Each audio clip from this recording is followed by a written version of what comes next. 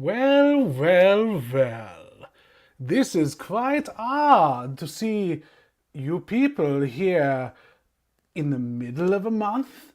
It's very strange, I think, to see a Mikey and a gangrel cheese here with me tonight, along with Rain Leverkugel, as we go over our reactions to Mystery Wrestling 21 and a half. Welcome, Mikey. Welcome, Jesse. Welcome, everyone, in to the Grapple Gumshoes here as we get to review one of our favorite things. How are you all doing tonight? I'm good. I'm Good still so far. recovering. Yep, I'm still recovering from a night out, but I am here to talk about some great and fantastic and fun wrestling. So we're good to go. And Jesse, you're also doing well. You've been surviving up there in the Great White North. Yeah, it's been a little cold, and we can turn the snow globe effect off for at least a day. It would be nice. But yeah, we're doing good, better than I deserve.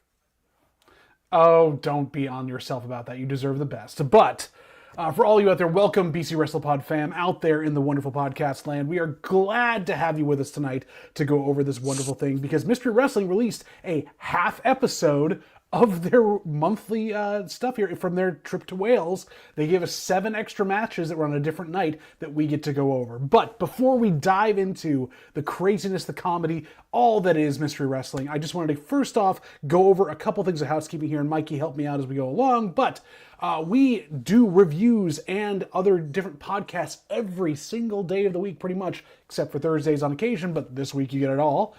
We are reviewing quite a bit later on, we'll talk about, but be able to do that, to have us keep watching all the shows, seeing the pay-per-views, giving us giving you our opinions, we need to help out Mikey.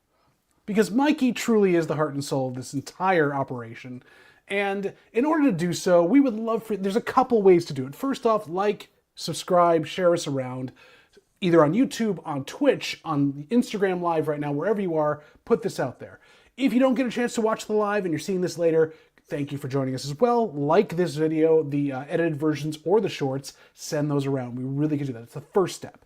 Second step, Mikey will be putting some links in the chat during this for both our merch store, which has new merch coming out very shortly, including, Mikey, if I'm right, embroidered shirts. Ooh. Absolutely. So thanks to a certain kilt man, all that is now live right now as we speak. So I will be putting that link in the chat very shortly.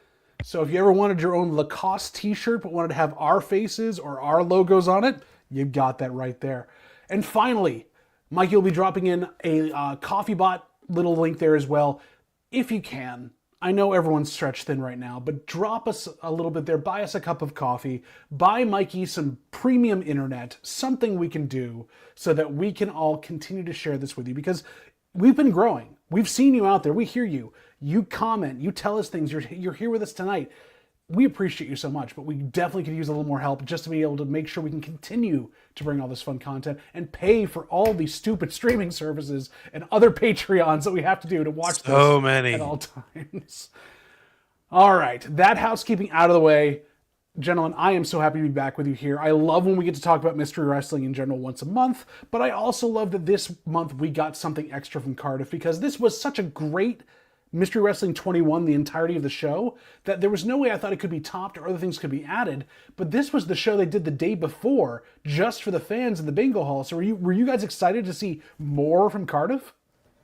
I was thrilled to see more from Wales, and I loved the number of people they had there. I mean, I think Ivuna said over 40,000 people there. That's a huge turnout for them. That's bigger than the Gatnodrome they usually get. Mikey, were you excited to have an extra bit of Mystery Wrestling in your life this month? Oh, absolutely. Especially, more UK and European talent. So I'm spoiler alert, I was very pleasantly surprised of all the people that came through. And a couple repeats from the night before, so it was really great to have. If you haven't watched Mystery Wrestling before, one, why are you here for the half episode? Go back and watch 21, subscribe to the Patreon, get all this stuff. No, stay here now and then watch it later. Well, the best part is you can watch this now. Mystery Wrestling, every Friday this month, and I think going forward, they've been releasing older episodes on their YouTube channel for free now, so you don't even have to join the Patreon for the early stuff right now, which is still really good, including the Iron Man match between London Lightning and Cecil Nix, which has been the big viral clip of Cecil Nix going through the table, through the door. So get a chance to do it, watch that stuff. But this is comedy wrestling at its best, but also some amazing wrestlers doing really intense moves. So we have that to look forward to. And obviously, our favorite match of the night is here up on our screen for it. We don't have any other shots from this because this was not meant to be seen by a ton of people, but we'll get to the 3 stages of hell. Because we start off Mystery Wrestling, as we always do, with a 4-way dance, Druid dance, where you don't know who the competitors are. But to spoil a little bit here, it was for the Attack title as well, the Attack Championship, which the Attack Pro Wrestling is what Mark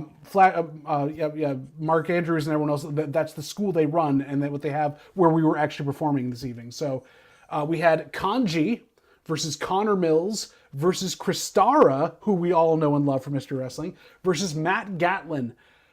Gentlemen, to start this off, did we enjoy seeing a mixed gender match that was so hard-hitting to start off with?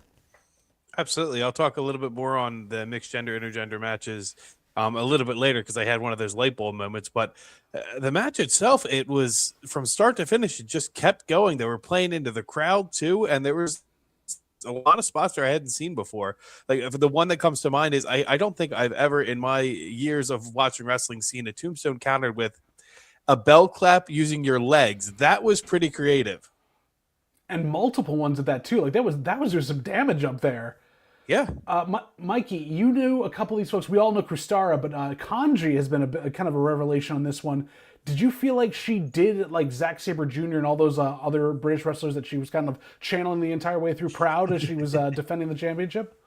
Oh, absolutely. I think to nobody's surprise, Kanji, as well as a couple other people that we've seen here on Mystery Wrestling, as well as other British promotions, Kanji's at the top currently of the women's division of British wrestling, period. So it was fantastic to see her. It was also really nice to see one half of our Progress tag champs in the here too, in Mr. Connor, of Diamond Eyes. It was great. I had a blast with this one. I was just like, my British wrestling heart, we're gonna have a great time tonight. And of course, I'm becoming a bigger and bigger fan of Kristara. Like she's great. I love her. She was definitely touted by Uno the entire time, kind of bringing up the fact that she's a big revelation that's always in Mystery Wrestling. I think you two may have noticed this also. These folks were very inventive. Like you said, the tombstone into the bell clap. We had the pickup from the ankle lock into the full kick to the gut that knocked over Connor Mills. And then Kanji, a rolling, bridging Kimura lock to win the match. I have not seen that flexibility in a very long time. That was beyond impressive. I want to see that more often. Like that's I'm gonna speak a little bit flowery about this. That reminds me of how I felt the first time I saw the sharpshooter. When I was like, that's got to be freaking painful. And how the hell do you pull that off right? I think adding the rolling bridge into it is how you're going to get that move over and not associated with the other person who was using the Kimura lock for too long. I know Thea Hale's kind of doing it right now, but adding that just a little bit of flourish to it is going to help get it over and help disassociate it from the other person who was using it. The bridge especially, because yes, you can get the Kimura lock and people lean back on, or they'll pull back and then snap. This is arching your full back and pulling the weight against your chest as you're putting your head down, which also gives it a lot of drama. Mikey, in general, do you feel also like this is a great kind of like next step on the submission move that really brings it to the next level? I think so, and the reason why too is because when it comes to not to get too technical, but the short version of it is with British wrestling in general, it's usually very unpolished, hard hitting. There's a lot more mat based than it is, the entertainment and lifeline that we're normally used to seeing, anyways, right? It's true. It's very true. Excuse me. And it's giving me the bridge is giving me shades of Zack Sabre Jr. honestly, because Zack does that too with the various amounts of stuff that he can do. So, and of course, Zack is British, so submission game is starting to become more important and apparent. I love it. Has Zack Sabre taught or at least trained with these people? Because there was a lot of his, like, I've seen him do that on the few occasions I've got to watch him, like the neck twist that he does through the ankles. if from what I got from the commentary and everything else, if he didn't directly train with some of these folks or come back to it, he's definitely influenced what they've done and kind of like given them pointers on it before, because you can see that in both Kanji trying to do the neck snap that he does with the legs when he's standing over them or anything else. He's definitely a big influence on Attack Pro Wrestling in general. Okay. Thank you. That context is very helpful. But Kanji ends up picking up the win, retains her title, brings everyone else down. So a great way to start the match. And, you know, a title match with the Druid match is never a bad thing. So great way to start off. We jump in. Also, Mark Andrews, how did you all feel compared to like Simon Miller for the other show? I felt like he gave Uno a lot to work with. No, not a fan. No? Not a fan of Mark Andrews? No, he's talking crap on ball people in the very beginning. I think that was on purpose because he knew Simon was going to be commenting after him. But there's at least five different comments he made about calling the Bald Brethren evil, and I don't appreciate that. That's not entirely true. So, yes, he was a great commentator, but no, for a personal reason, absolutely not. He's garbage. Terrible. I wanted to ask you about that, though, because, you know, your representative of the bald community there was Stu Grayson, who was ostensibly evil. You know what? Not even just Stu Grayson. The entire night was represented by bald people who I don't entirely agree with. They don't represent us as a whole, as a collective. I wouldn't know, unfortunately. I have too much hair to be understanding of that. But if you say that you are being kind of discriminated against because of the commentary, I do apologize for that. Obviously, we don't want to make anyone to be discriminated against, but you know, it does shine a big light on you. There was at least one fantastic bald pro wrestler who we'll talk about later tonight, who I'm a big fan of now. However, before we get there, we're going to get to our big special guest referee match up next. And Mikey, I thought of you right off the bat when we announced who was in this, because it was LJ Cleary, who we've seen working on Mystery Wrestling, Progress, and a couple other places, versus Danny Luna from TNA. Like, that was a huge get there. Tell me, like, what did you feel when you saw Danny coming out here to actually work back in Wales? Mikey's just evolved to noises now. For real. The camera's not gonna be messing up here for me, so we're gonna go to talking circle for this point because I want everyone to hear this one, right? Okay. Yes.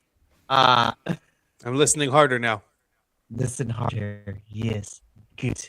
Did it. Why not? Anywho, so I love Danny Luna.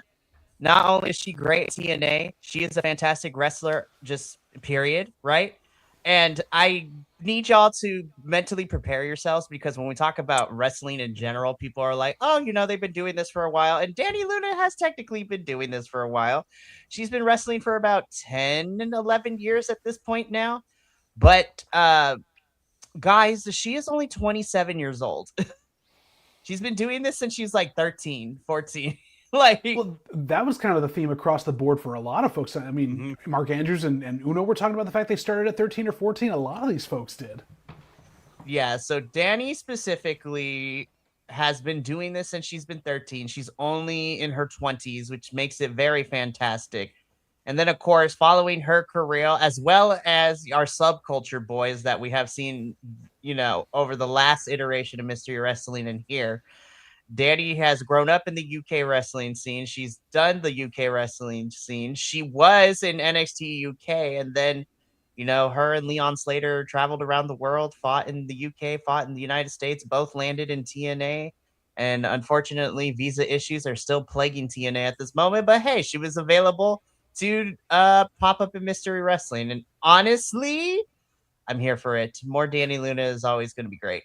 She was the one also, she perfect kind of like straight, like, I don't want to say straight person is like, you know, orientation, but straight person comedy wise for this, because between LJ Cleary. Good save, smooth. I do what I can here. I'm like butter. LJ Cleary trying to do things there. Peanut butter. In geometric terms, she was the Ray. There you go. But we didn't get to our special guest referee because this was, you know what? I give full credit. This was mime and everything at its best. And you talk about, Jesse, you talk about Mikey just devolving into sounds. I didn't know you spoke Sasquatch, Mikey, because Sasquatch, in the tightest crop top ref shirt you've ever seen, after a long layover in Amsterdam, is here to referee this match. I think the crop top was one of my favorite parts because it wasn't just a crop. He had it tied up too, like echoing the Divas era for when they had special was guest like- referees. I was like, what in the Britney Spears is about to go down? He looks like he's the special guest referee in a No Mercy women's match. Yeah, I could see that. But Sasquatch spends the entire time trying to come out of his haze from whatever he did in Amsterdam, which we won't talk about. He can't count half the stuff there. He misses a lot of different things. He won't stop the submissions in the ropes or anything else. Won't do And the LJ 5 Cleary- count. There's no rope 5. break. There's a rope break. LJ Clear is getting so upset about this, and it did hit me a little harder when he did this, when he slapped Danny Luna after like 3-4 times, like across the face. So, ooh, I don't know how I feel about it to me. I don't know why. But what else? What were your other great Sasquatch moments you two had though? Because I've got a ton here. I liked when he was doing the ring count for Danny Luna and he got to 9 and then got distracted by the fact that he had fingers. That I thought was pretty funny. Like that made me laugh. Did you all enjoy the crowd also grunting along with him as he was counting? They were grunting back at him. We love it when the crowd participates. But also Danny Luna like hugging Sasquatch. They're obviously on the same team about this. LJ Cleary getting his butt whooped. It's fantastic. I love it. I This- really do. This was the match, and we got about 80% through it when I had to pause and write down this note, which again, I don't have my notes with me because I'm so prepared. But it kind of hit me that this is the second intergender match, and it didn't matter. Like that wasn't the plot point. It was just they're wrestling, and I was so thrilled with that. That we've come this far, at least in how I'm seeing it and how it's represented. That yes, they can wrestle each other, and it doesn't have to be the main plot. It doesn't have to be the point. Like it's not really a big deal. Let's just go about it. You feel the same way, Mikey? I'm getting a yes. I do, and I think yes, I do. I agree. No, yeah, that's pretty much it. I agree. Great. Well, we obviously get a constant submission holds back and forth. No one's getting like told to tap out or anything else. No one's being checked on. Sasquatch has got his face in the ring corner. He can't get around. He's stumbling. And then, my God, the fish out of water spot where they're going back and forth like this, and he's just counting when Danny gets LJ Cleary down, but won't count the other way, and it's going back and forth. And finally, like there's a kick out. I Go liked ahead, at the Jesse. beginning of that. He just didn't count. He just watched them for like at least the first 4 or 5 transitions. He's like, I'm not getting up and down for this. And this was also a theme of the night because this happened later on in the night as well. We had another one of those spots, but different thing. But Sasquatch basically helping Danny Luna. Danny Luna picks up the win after completely beating up LJ Cleary. And then I loved Danny Luna carrying Sasquatch out of the ring afterwards, like fully pressing him and taking him. I was impressed by that. It's Danny Luna. I'm telling you, man, like she is such a power-based type of wrestler. And before the visa issues, I was really happy when that TNA was building her as such, the bruiser, literally. And hopefully The new Jordan when everything Grace, is basically. and hopefully when visa issues are fixed, I am waiting for my awaited match between her and current TNA Knockouts champion Wei Ying Lee. Because I'm like, I'm ready for it. Too many powerhouses. But Danny Luna picks up the win over LJ Cleary with obvious help from Sexy Sasquatch. And we get done with our second match of the night. That was the second match, and we got that. Hold on. Was this our actual first? No, it wouldn't be the first, but first referee squash match. Yes, it was. Very nice. We have to put that down. So I have to write that down so we have that listed. This was the first referee squash match in Mystery Wrestling. Because we get a lot of squash matches. A lot of good stuff. But not a referee squash match.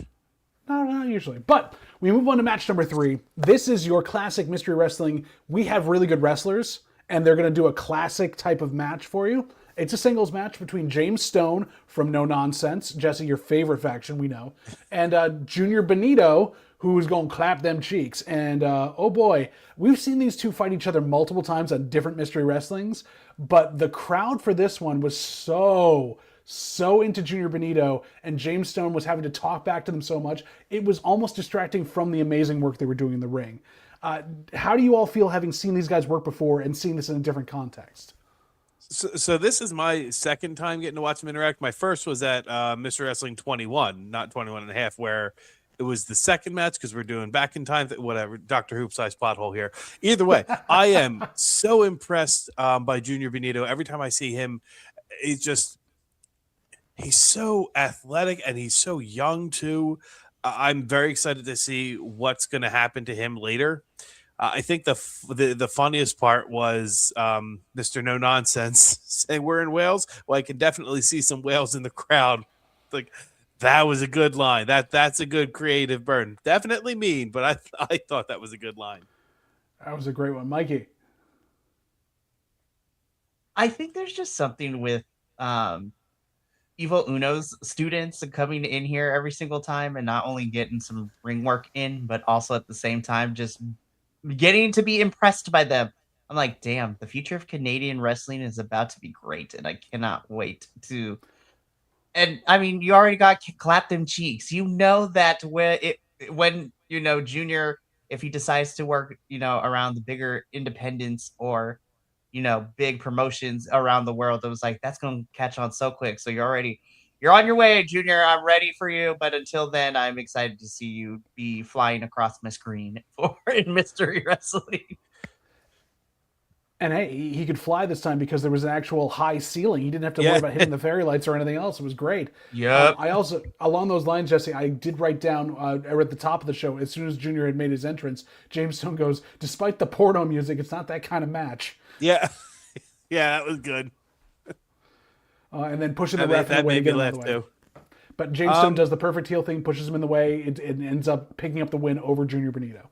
I was kind of upset Junior Benito got lost here. Took the it's a one-on-one, so Chris is going to take the pin. I was upset that he lost because he lost the other match, which happens in the future. Either way, he loses that one too, and I was a little upset because I'd like to see him win a couple. As I was watching him and watching how he moves, he seems to me like he's a cross of Shawn Michaels, who I know he takes inspiration from, but like younger Shawn Michaels, back when he was still using the teardrop suplex as his finish, and Shelton Benjamin. He's like a very good cross between the two of them. He's got a little Too Cold Scorpio in him too. Like it's very he's a little bit reckless in that respect. I do agree with you though, Jesse. He's very smooth. So the Too Cold Heartbreak gold standard. There we go. That's not a mouthful at all. It looked like a mouthful to me. But yes, James Stone ends up picking up the win, and No Nonsense gets their first win of the night. And we move on to what we have on our graphic card, the 3 stages of Hell match. Now, this was pre-advertised. This was what they were hanging their hat on for this. And we knew, all of us, that Cecil Nix and Psycho Mike were going to tear the house down. I loved that they set up at the top. They told you the 3 stages if needed. And it was stage 1, the everyone is blindfolded match. They're bringing that back. So good there. Stage 2, a body slam challenge, which, Mike is the purveyor of the body slam. That could be a big thing. And if needed, an unnecessary hardcore match. Keyword there. Before we get into kind of highlights of the match here, did either of you, 1, figure out who was going to win anywhere through this or have any ideas of it? And 2, did you kind of expect a few things to happen that did happen, or did you find everything was kind of new and interesting? That's a good question. It was kind of a mix. I knew there were certainly going to be shenanigans, especially with who was in this match. I was half expecting the ending for the unnecessary hardcore match because they kept talking about it. The commentators kept talking about it, teasing it. And then I knew it was like, once we get to it, it's not actually going to be a hardcore match. I know something fun is going to happen. And it did. It did. Mikey, how about you? When I saw this on the graphic, I was like, I'm not going to have any preconceived notions because things always go sideways in Mystery Wrestling. So I was like, all right, strap in. I will say I was a little surprised about the placement of the card, and we'll get into that again towards the tail end because I was like, oh, this was great. Wait, we still got like an hour. What is happening? So just to set up a couple of highlights here, I did write down some notes on it. First off, Psycho Mike not agreeing to do the blindfold, but then pulls it out of his trunks because he already has it. Always a good spot there with that. Now, we got all three people blindfolded, but Cecil Nix did not put his blindfold on and was going great along, like basically taking advantage of the whole time.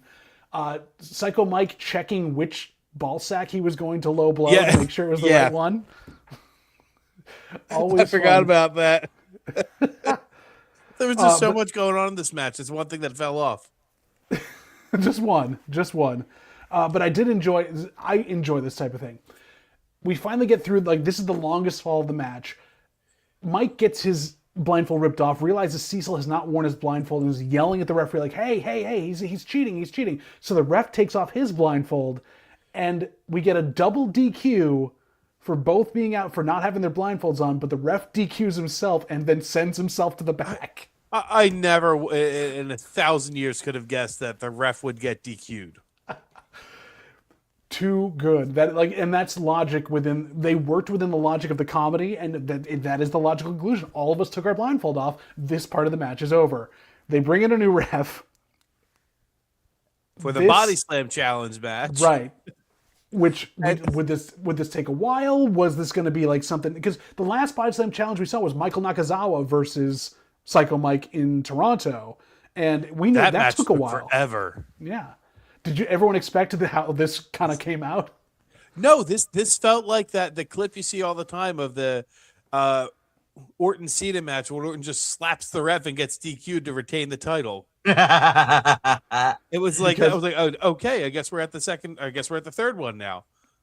Pretty much. Mikey, did you expect Cecil Nix to body slam the referee? I was unprepared, but I was like, okay, we're gonna be moving on, but yes. I was just like, yeah, that makes a lot of sense. But I'm also very happy to say that we have a lot less baby oil for this one. Yeah. Very much so. Well, especially with how slick those ropes were already. As you saw a couple times tonight, people were having trouble getting They were glistening in the light, and I was worried.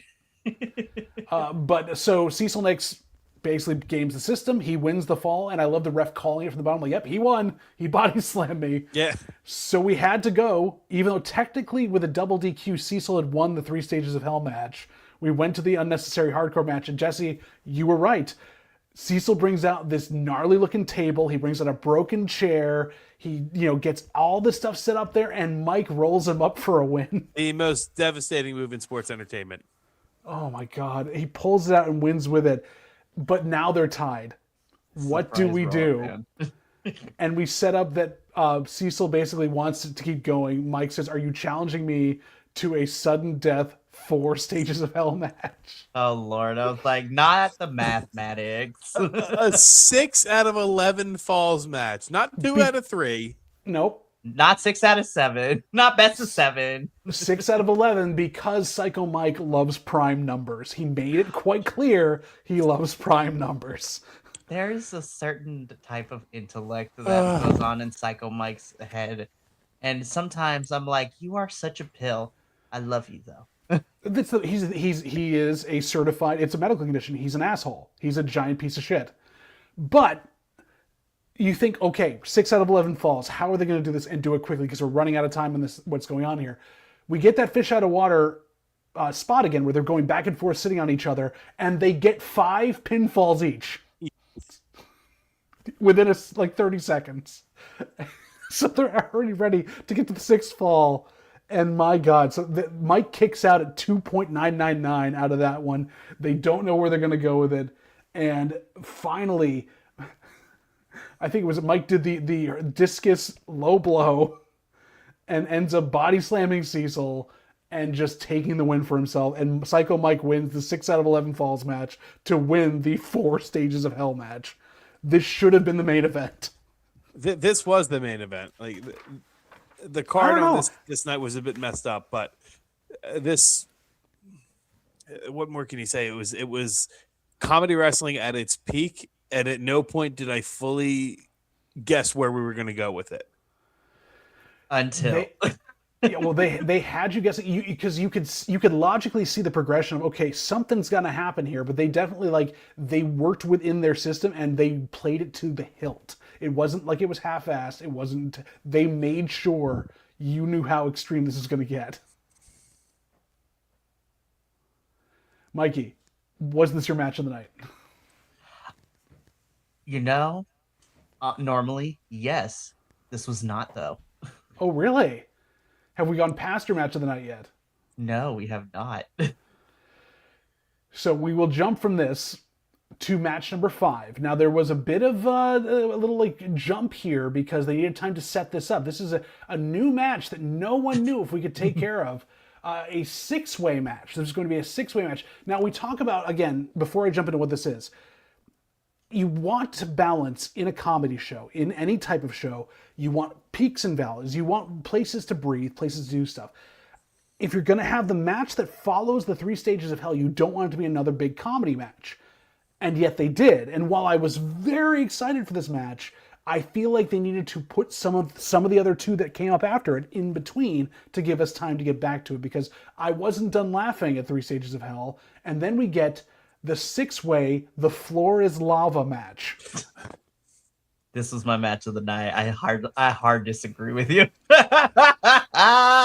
Not only did they tape out the word lava on the floor to make sure you knew where it was, they made the refs come out in aluminum foil shoes to be able to make sure they wouldn't burn themselves. Boots. They were lava-proof boots. Hackly. My question on this was, they gave the refs that, but the cameramen were walking around in their sneakers. How did they not die?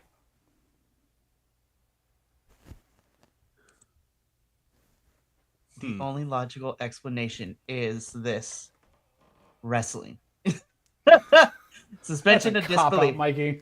Also, there was probably some thermal, there are some fireproof and thermal proof soles in those shoes. Those actually do exist. As someone who now teaches science, I had to learn that. I was like, oh, they actually make shoes like that. Okay. So the premise of this match is, though, everything outside the ring, off the apron, is lava. The audience is sitting in lava, but they're on their chairs, so they're okay. But, I mean, if you touch the lava, you die. This is the logic of the world. We all know this. Die. We have 6 more druids in the ring. We don't know who's going to be in this match yet. As they reveal themselves, Top Dog from Mr. Wrestling, Hattie, who I've seen in Mr. Wrestling before, but also a very fun thing there, Harrison Bennett, who I've seen in Progress in a couple other places, Josh Hawley, who's been having a feud with Simon Miller. It's so funny that they're on the They're about to go at it Sunday.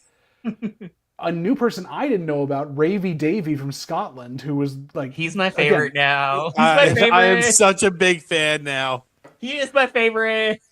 And then, of course, Mikey, I thought of you because Rain Leverkusen from Progress, who was the former title holder there, is our final one. And apparently I forgot that she and Michael and Harrison Bennett are in a tag team together, but also are lovers together because it's love at first bite. I thought it was love at first fight. That too. I saw Bite, but who knows? But this was going to be a I didn't crazy pay extra match. for that movie. Well then.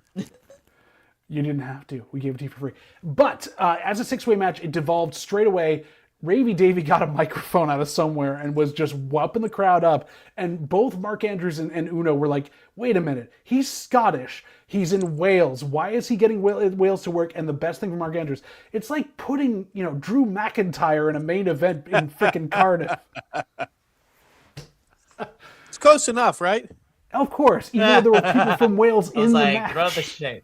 Throw the shade. I love the fact that he was like wrestling and doing well for probably a good 8-9 minutes while still holding the microphone. Well, and he deputized the Canadian guys to become Scottish for that moment, so it was Scotland versus Wales. I'm not gonna lie, he was my reason why this was my match of the entire night. I mean, I loved everyone that was in this match, but that first bit, I had to pause because I was crying tears of laughter from his mic work, and then I completely lost it when he deputized the Canadian boys. Yeah. I was like, what is happening? When he got eliminated, I was so upset. I just I don't even want to watch the rest of this match. I don't care who wins now. But he was the best elimination because he dragged himself under the ring. Well, I mean, one of my favorite moments was the first elimination when they all take the moment of silence for him, and you hear the crowd, they're so into it, they start humming taps. I don't know if anyone else picked up on that, but I started giggling to myself at the absurdity of it. Josh Hawley was the first eliminated. He got thrown over and kicked out by Hattie. Hattie was knocking people everywhere. He was the major heel in this entire match. Yeah, I know. He took out Top Dog. Between Top Dog and Ravy Davy, one of those two should have won, in my opinion. And my opinion is the only one that matters right now. It is. Top Dog, though, did get a big comeback spot with Glizzy the Wiener as he hit, wiener to the head after wiener to the head after wiener to the head, including Rain, who was doing a flying splash and just got completely wrecked by the wiener. Everyone was taking wieners to the dome, and honestly, you love to see good sausage work when you can. So this sounds like ridiculous. Very much so. I did pay extra for that movie. Now we know, yes, Jesse. Now we know. Josh Hawley was eliminated first. He burns alive, and he definitely sold it as well. He was definitely down there. Top Dog saved Glizzy Terminator style because Hattie threw the dog out of the ring and he chased her onto the floor and was holding her up as he was dying like the T-100, just going down into the lava.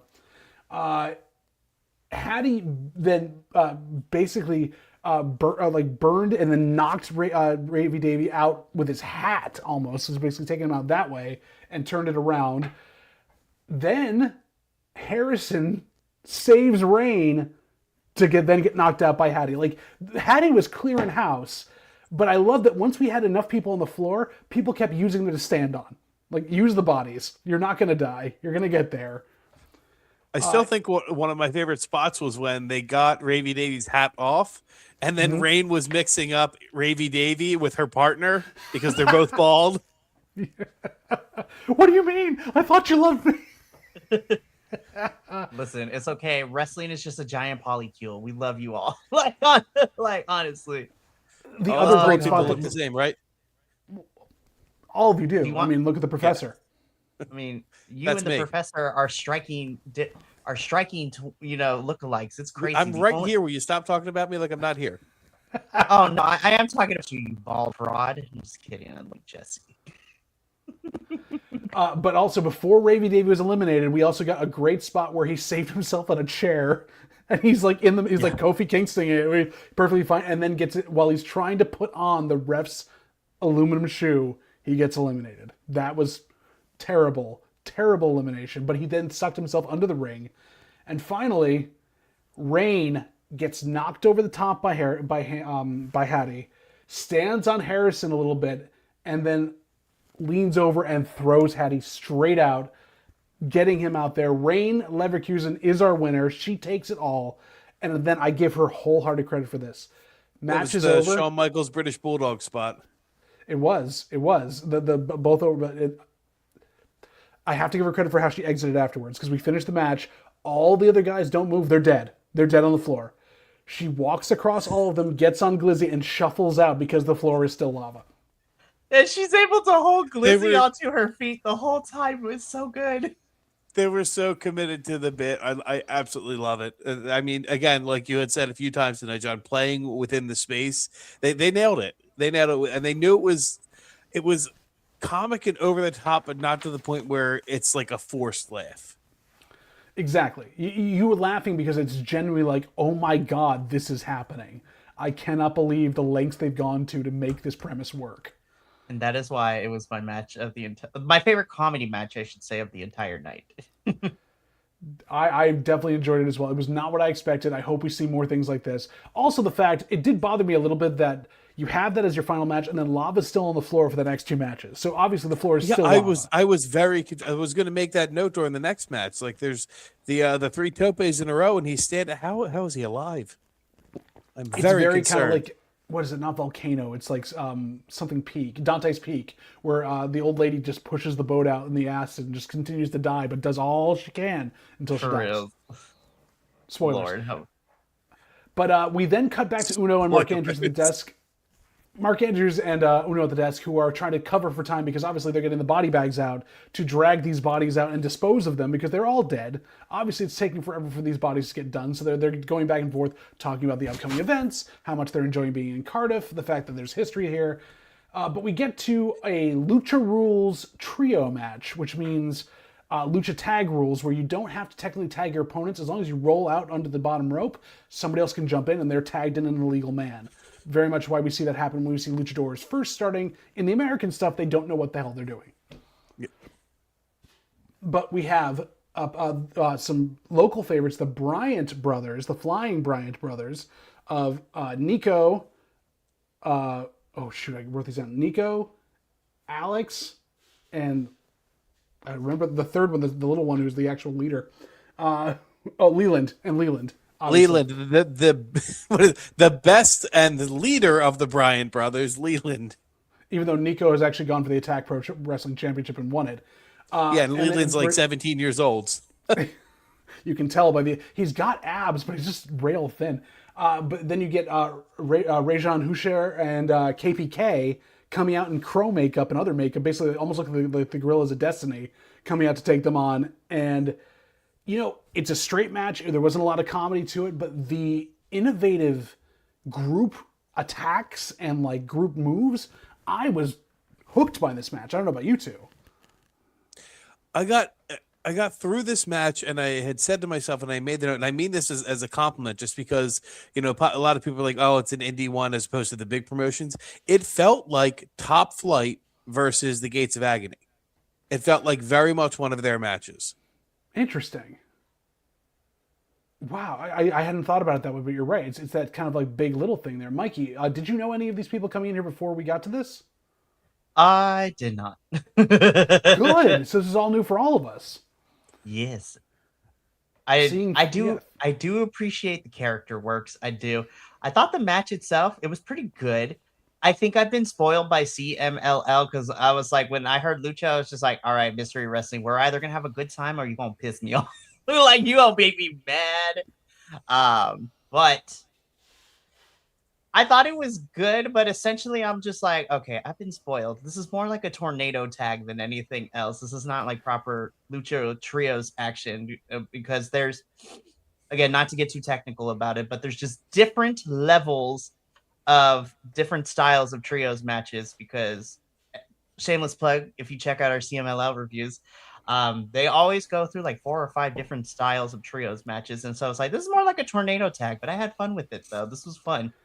This was a spot fest for everything in there. And, the KPK were great bases for the Bryant brothers to kind of fly around on. That triple powerbomb they did was super intense. And I want to see more of that. But their finisher, which they called the Area 53, was one of my like highlights of the night because that was the 3D into the lung blower, the gut buster, and that's how you bridge it. That's what you do. I want to see like something happen like that where we end up basically it being like like a FTR move with whoever they're with at that point to have the gut buster in the middle. Yeah, that move's so dangerous to pull off. To not injure somebody, and the fact that they didn't, presumably they didn't, was just kudos to them, especially because most of them are still very, very young in their careers. They are, but also 3 brothers, and I love that Uno brought up, all born within a year of each other. Okay, their parents were a little bit busy, huh? Find a new hobby. What? There's a bunch of Irish twins. Mikey, stop that. But yes, the Bryant brothers pick up the win and end up taking that down. And, Rayshawn Husher's first debut in Mr. Wrestling, I'd like to see him back doing stuff or see him take on like Car Noir or other face-painted wrestlers. That would be very fun to see. Who knows? I'd like to see any of these guys back. Even the next match? No, I meant the trios match. Because our final match of the evening, match 7, was our For All the Marbles Mystery Wrestling title match, which I love that Uno brought up that it was a literal bag of marbles until Stu got involved, and now it's a belt. Stu Grayson defending the title the day before he defends it again against Flash Morgan Webster, who is the tag partner of Mark Andrews, coming out to do a little bit of singles work. I have seen Flash Morgan Webster before. I'd seen him in NXT UK and a couple other places I knew we were in for. But the amount of trash talk Stu was giving him just for being flippy dippy and dancing, it wore on me. I didn't actually enjoy Stu Grayson this time. I do enjoy him from time to time. I don't know about you two. I mean, that means he's playing his character well. If you're starting to be like, oh my God, will this guy just shut up? And it means he's leaning into his character, his no nonsense character. Because Stu Grayson's a great wrestler. He's a great in ring worker. So I like to see him develop this character. I mean, there's not really a whole lot to it. I mean, the character stuff doesn't have a whole lot of meat to it. But at least the points he does have, he's leaning into it. It's true. Mikey, knowing Flash Morgan Webster as you do, was this like a typical match of his, you thought, or maybe he actually pulled some new stuff out?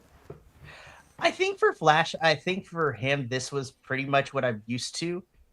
And I know sometimes we use the word like, oh, this was a safe performance as like not crazy or not bad, but this is what I'm used to seeing from Flash. And that's by no means bad because he's fantastic and I love him.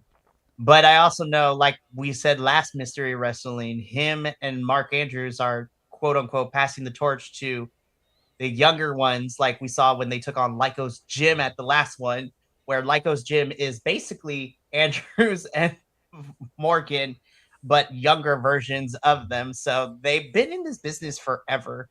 And so now they're just literally doing side quests at this point, in my personal opinion. I was going to say, they're not really passing the torch to Stu Grayson, who I think has been in it as long as they have. This was kind of like, two wily old veterans doing what they do. But I did enjoy Flash Morgan Webster using the power of dance to kind of hulk up and come back in his little comeback there. I love when Flash just leans into the comedy because he did that in NXT UK and he's been doing it his whole career. It's really good. And he has gone on record to say that silliness comes from because he literally is just like, oh yeah, I'm a big fan of Elton John, so we're just going to get wild and wacky with it. Lest we forget, in NXT UK, he came out with the Elton John like bike helmet and everything. That's true. He was very mod. It was very interesting. Jesse, what did you think of this match? Honestly, I went into this match. I was already blown up just from the two comedy matches that we had in the middle. So the match itself was fine. It was serviceable. I thought they both did very good in-ring work. But it didn't have anything that really pulled me and gripped me and kept me wanting to watch. Like, it was one of those things where I had to force myself to finish it, and I was getting distracted by other things that were around me at the time. I was like, no, finish it. You've got one match left to do.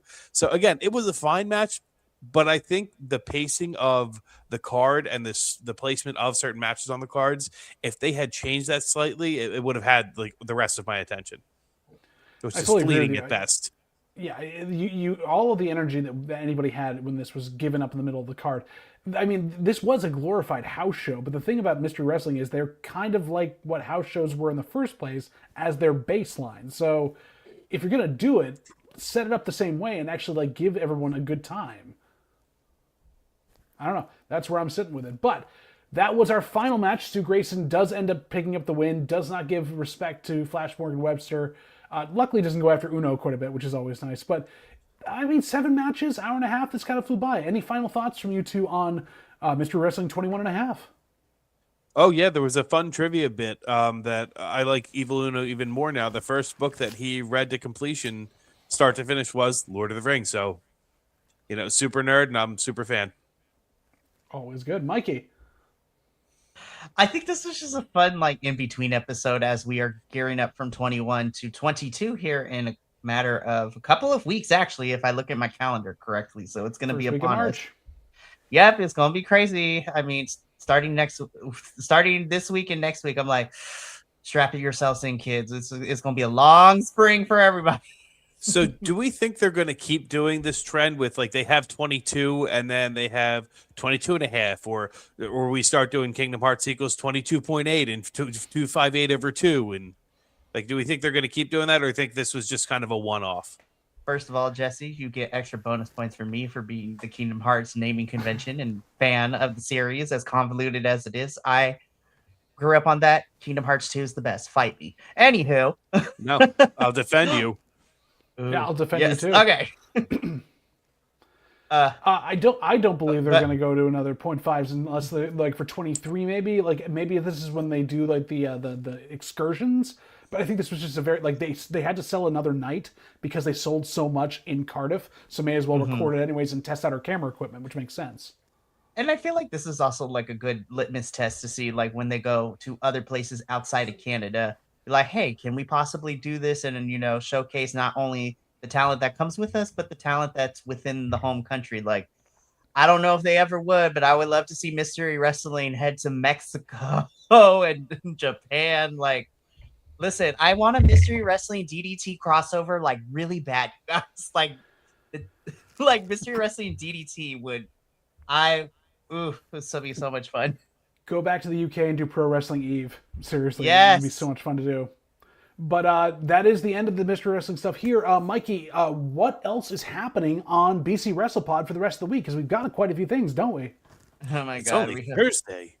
It's only Thursday, and Lord help us. There's a plethora of things happening, but I am excited. So tomorrow evening is our TNA post-show breakdown, where not only will myself and both sets of Will talk about the go-home episode for TNA, we will also be giving our predictions because we are finally to the second pay-per-view of the year for TNA, No Surrender, which is happening in Tennessee over the weekend. So we're going to be keeping track of all of that, especially now that we have some returns with people from the UK who were stuck because of visas, but they're making their returns. Leon Slater is coming back. Hopefully Danny Luna will be a surprise. We're also going to see some of our newer folks signed to TNA in action. The Hardys and the Righteous are teaming up against Order 4, which should be interesting. We're going to see Bear Bronson as well, who is now newly signed to TNA as well. So Friend of the show. Shout out to Bear, homie. We love him and Gabby Forza. They are a couple goals. And that's just this Friday. All next week, though, it's going to be crazy. So Tuesday, you have AEW as we talk about the Dynamite that happened in my backyard, or at least an hour and a half away from here in Ontario, California. We have stuff to talk about with that, especially around some Mikey, no Dynamite in your backyard. You guys are way too flammable out west. It's either the fire or the earthquake. Something's bound to get us. But that's both. More importantly, that's Dynamite. That's true. But more importantly, we'll also be talking about Grand Slam Australia, which is happening on Saturday, which after this episode, after Wednesday, we got a bunch more matches made. So I'm like, Lord help us. 2 new champions. See that on Tuesday. Then on Wednesday, we go back to back with NXT and CMLL. Next Thursday, I will be in the main host seat as I take over and I walk our Progress Wrestling crew through our next Progress show, Chapter 190 in Brightest Day, where we have a lot of fun stuff happening. I'm super excited. We are getting a rematch, kind of. They have history, but Alexis Falcon versus Rio is going to be fantastic. We have Simon Miller versus Josh Hawley in the first round for the Super Strong Style 16 tournament. Spike Trevay versus Bullet is about to go ham. We have Man Like Darius and Michael Oku taking on Lycos Jim in a tag team match. Like, it's going to be so good. So you should check that out on Thursday. And then next Friday is TNA's No Surrender. And then I just want to put this out there that in 2 weeks, on the following Thursday, Progress will be back for the Love of Progress 4. I'm really excited, where we get to see Lana Austin take on another friend to our show in our heads, Miss Shotzi Blackheart, in the women's round for Super Strong Style 16. So cannot wait for that. Jesse and I have been jumped on by her. It's very nice. Yep. But yes, so lots to come here. If you liked what you saw tonight, check those out. All the stuff will be up on our YouTube channel, on our Twitch channel. See it live or check out all the clips there. Like and all the good ones on Jesse's face, because we want Jesse to make the algorithm love him so much more. But other than that, thank you to Mikey for being here. Thank you to Gang Grilled Cheese for filling in for us for Jesse and the Professor, because obviously your third personality is much more fun sometimes. How about 3? All three. And thank you to you out there in BC WrestlePod land for joining us tonight to talk about all the great stuff we've talked about, but Mystery Wrestling in general. We love Mystery Wrestling. Evil Uno, please come on the show. But just remember, if nothing else for us, thank you for being here and watching with us, sharing your love of comedy wrestling and wrestling in general. And remember, you get to finish your story. You are Biconic. We're all Biconic together. And we'll see you in our next video.